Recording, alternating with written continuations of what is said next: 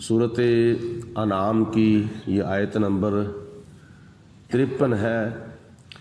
اللہ پاک نے ارشاد فرمایا وَكَذَلِكَ، اور اسی طرح فتننا، ہم نے آزمائش میں ڈال دیا بعضہم، بعض لوگوں کو، ببعضٍ، بعض لوگوں کے سبب، لیقولوا، تاکہ وہ کہیں اہؤلاء، یہ وہ لوگ ہیں من اللہ، اللہ تعالیٰ نے احسان فرمایا ہے، علیہم، جن پر، من بیننا، ہمارے درمیان، الیس اللہ،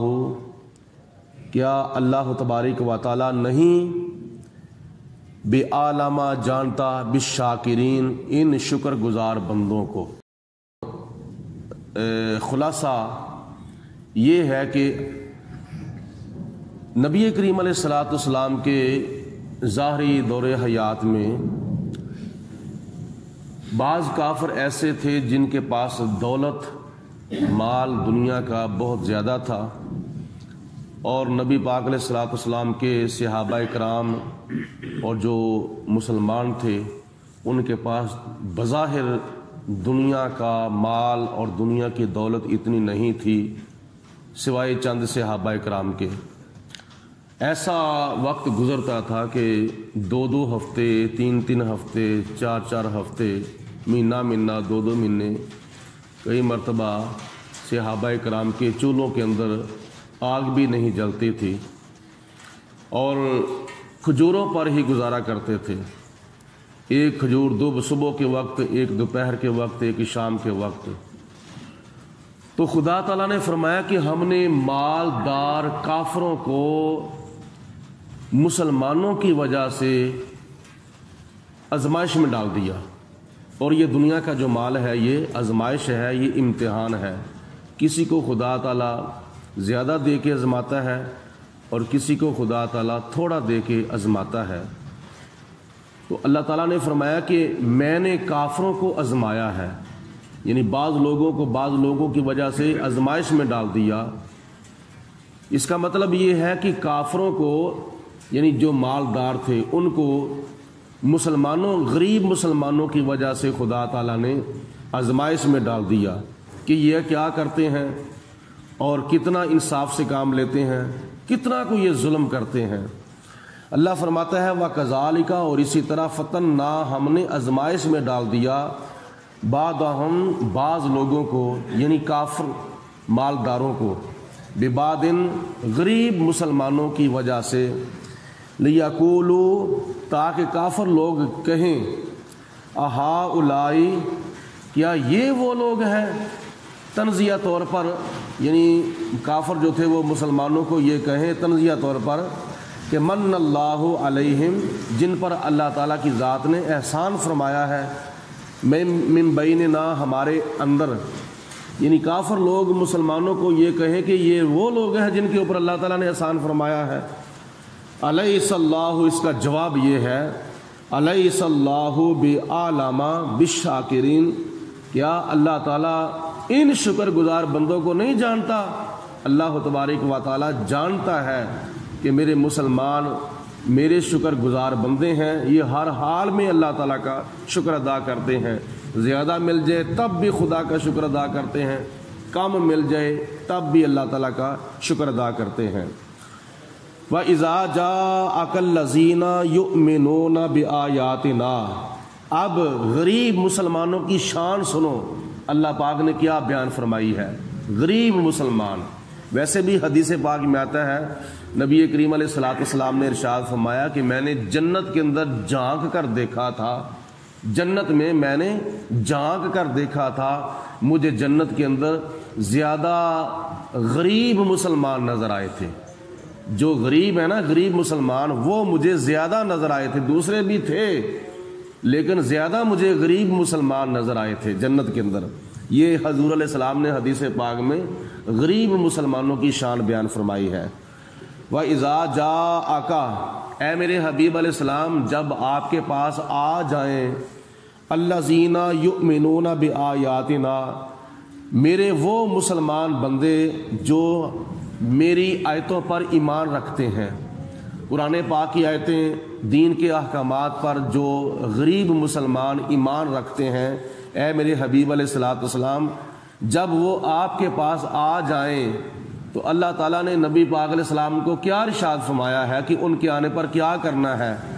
فَقُلْ سَلَامٌ عَلَيْكُمْ، اے میرے حبیب علیہ السلام آپ ان کو کہہ دو کہ تم پر سلام ہو۔ یہ ہے غریب مسلمانوں کی شان کہ اے میرے پیارے حبیب علیہ السلام، جب میرے غریب مسلمان بندے آپ کے پاس آ جائیں جو میری آیتوں پر ایمان رکھتے ہیں تو آپ ان کو آگے سے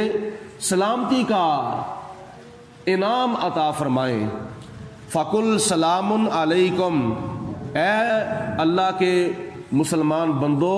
تمہارے اوپر سلام ہو، یعنی حضور علیہ الصلوۃ والسلام کو اللہ تعالیٰ فرما رہا ہے۔ اور یہ بھی کتنا بڑا انعام ہے کہ جب کوئی امتی نبی پاک علیہ السلام کے پاس جاتا ہے تو حضور علیہ الصلوۃ والسلام آگے سے اس کو فرماتے ہیں سلام علیکم، تمہارے اوپر سلام ہو۔ یہ ایک دعا ہے سلامتی کی، تمہاری سلامتی ہو، تمہارے بیوی بچوں کی سلامتی ہو، تمہارے مال مویشیوں کی سلامتی ہو، تمہارے گھر کی سلامتی ہو، تمہارے تمہاری فلاں فلاں چیز کی سلامتی ہو۔ یعنی سلام ایک ایسی دعا ہے جس کے اندر مسلمان کی بھی سلامتی کی دعا مانگی جاتی ہے اور مسلمان کی ہر چیز کی سلامتی کی دعا مانگی جاتی ہے۔ ایک صحابی کے گھر میں حضور علیہ الصلوۃ والسلام تشریف لے گئے تو آگے سے صحابی جو ہے وہ دروازہ بند کر کے اندر بیٹھے ہوئے تھے، تو نبی پاک علیہ الصلوۃ والسلام نے دروازے کو دستک دی تو اندر سے آواز کوئی نہ آئی۔ پھر حضور علیہ السلام نے فرمایا السلام علیکم، تو صحابی جو ہیں وہ آگے سے خاموش ہیں، وہ دروازہ بھی نہیں کھول رہے اور جواب بھی نہیں دے رہے۔ پھر دوسری مرتبہ نبی پاک علیہ السلام نے فرمایا السلام علیکم، پھر صحابی آگے سے دروازہ بھی نہیں کھول رہے اور جواب بھی نہیں دے رہے۔ تیسری مرتبہ جب نبی پاک علیہ السلام نے فرمایا کہ السلام علیکم، تو بیوی کہتی ہے کہ آپ دروازہ بھی نہیں کھول رہے اور حضور علیہ السلام تشریف لائے ہیں تو آپ ان کو سلام کا جواب بھی نہیں دے رہے۔ تو آگے سے وہ کہتا ہے کہ ذرا آپ خاموش ہو جائیں، آپ کو نہیں پتا نبی پاک علیہ الصلوۃ والسلام ہمارے اوپر سلام بھیج رہے ہیں۔ یہ کتنی خوش نصیبی ہے۔ بلکہ روایات میں آتا ہے کہ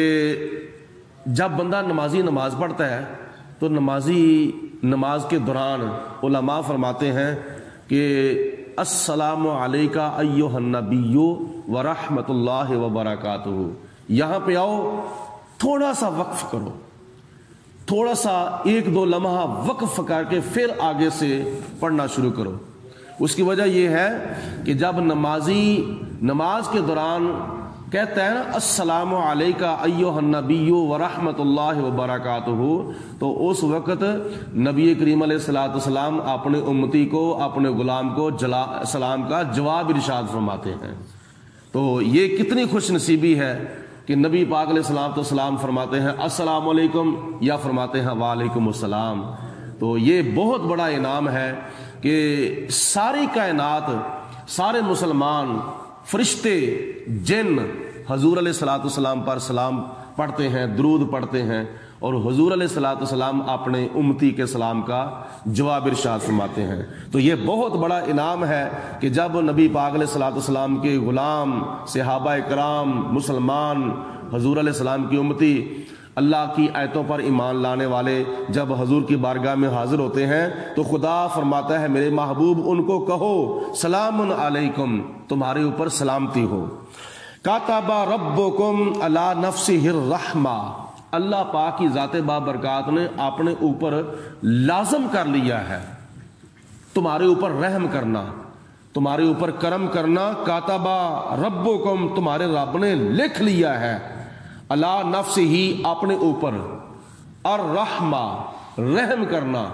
اس کی وضاحت آگے ہے، انہو من عمل منکم سوءا بجہالۃ، اگر کوئی تم میں سے جہالت کے سبب، نادانی کے سبب کوئی برائی کر لیتا ہے، کوئی گناہ کر لیتا ہے، ثم تاب من بعدہ،